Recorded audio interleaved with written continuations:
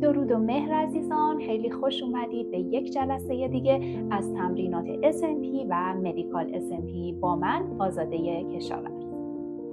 توی این جلسه چند تمرین مدیکال SMP رو برای اصلاح گودی کمر با هم انجام میدیم. ابزاری که توی این جلسه باید کنار دستتون باشه بالش موجی، استیک موجی، یه حوله برای تنظیم ارتفاع و یه حوله هم برای کمک. روی مت دراز بکش، پاها رو به اندازه عرض لگن باز کن.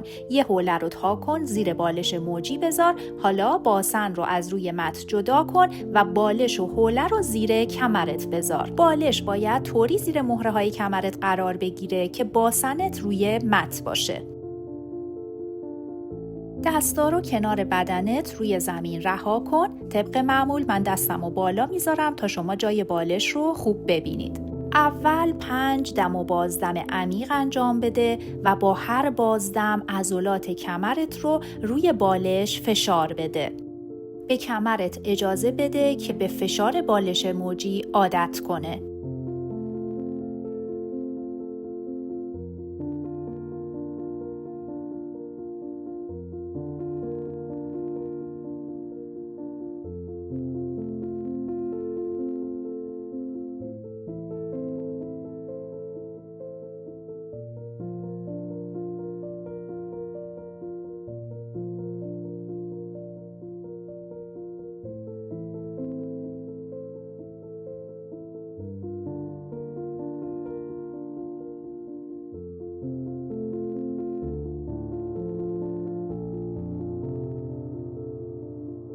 حالا برای 30 شماره پاهاتو به سمت راست و چپ حرکت بده. توی این تمرین کمرت رو گود نکن.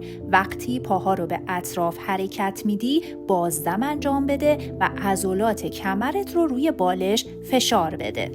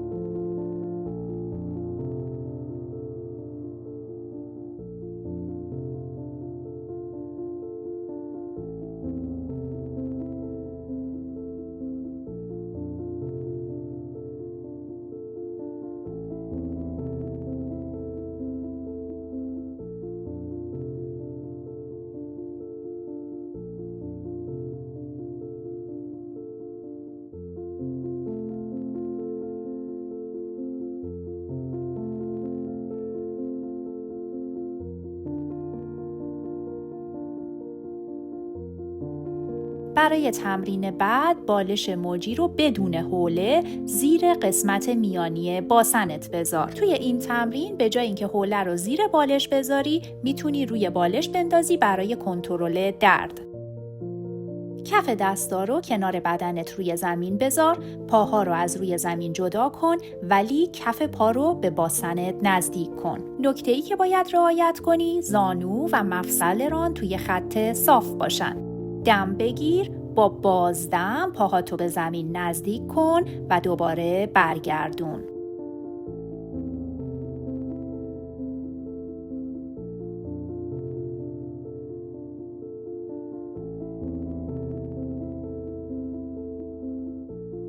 بازدم موقع پایین رفتن پاها باعث میشه که بتونی کمرت رو کنترل کنی و بیش از اندازه گودش نکنی.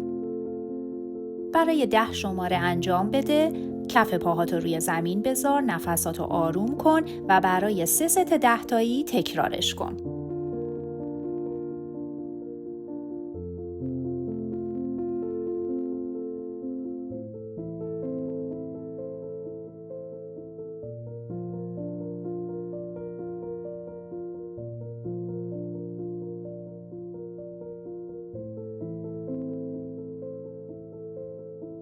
ست ورزشیت که تموم شد، کف پاها رو دوباره روی مت بذار و با حرکت دادن به سمت راست و چپ برای 10 شماره قسمتی رو که روش تمرین کردی ماساژ بده.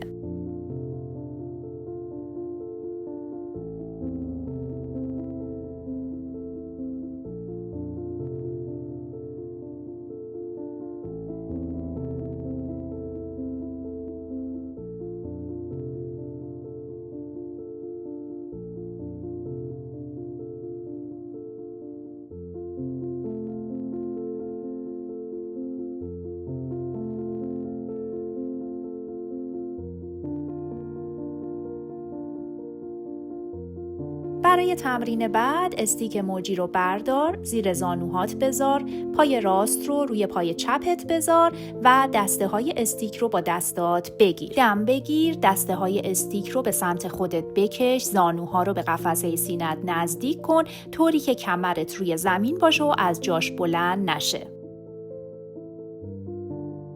حالا سرتو به زانوها نزدیک کن، 5 ثانیه نگه دار و با بازدم رها کن. حواست باشه سر و گردنت رو به زور به سمت جلو نکشی. هدف اینه که ستون فقرات کمی گرد بشه و گودی کمر به زمین بچسبه. اگرم گردن درد داری و این حرکت برات سخته، لازم نیست سرت رو از روی زمین جدا کنی. فقط پاها رو به سینه نزدیک کن و دوباره رها کن.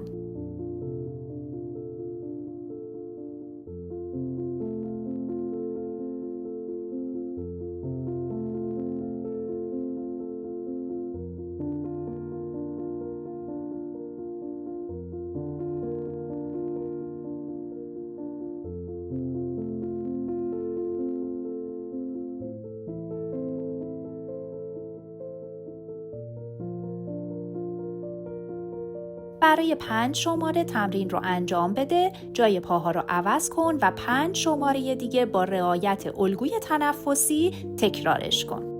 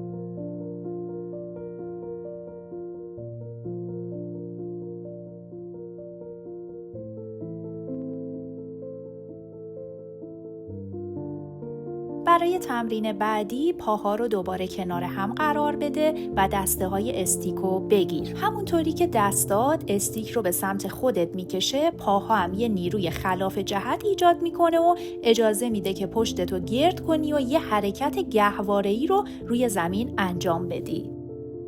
این تمرین رو هم برای 20 شماره انجام بده.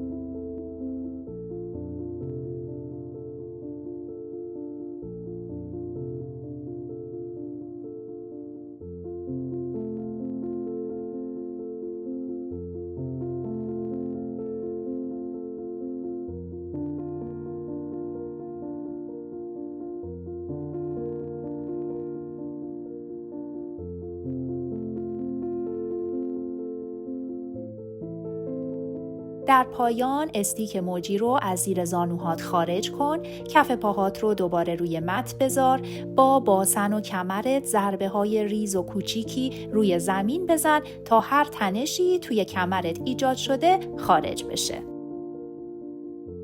در نهایت هم نفساتو آروم کن و منتظر ویدیو بعدی باش. تندرست باشی.